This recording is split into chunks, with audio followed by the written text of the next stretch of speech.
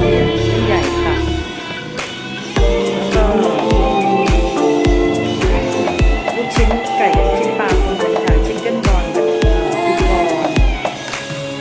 แล้วก็ผักคะน้านะคะแล้วก็ไข่ค่ะกระเทียมค่ะ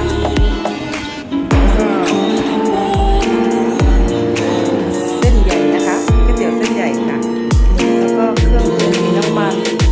มีซีอิ๊วขาวมีน้ำตาลมีซีอิ๊วดำนะคะตาลค่ะก็เครื่องปรุงเราก็ใช้การนะคะเติมน้ำมันลงไป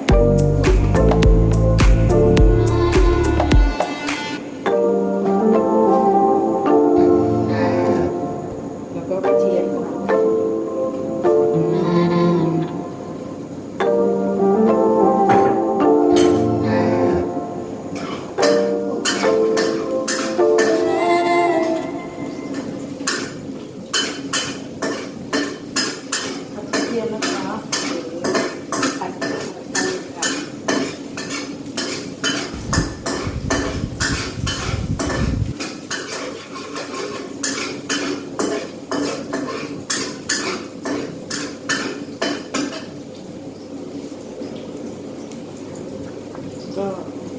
ลูกชิ้นค่ะ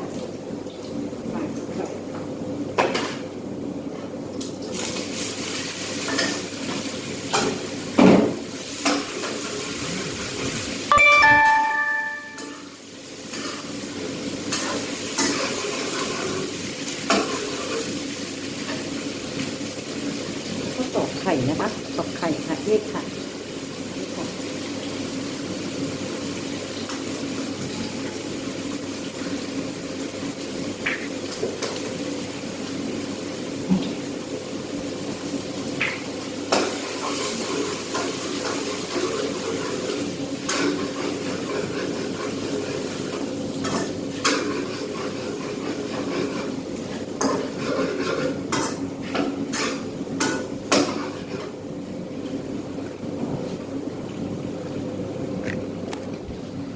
แล้วก็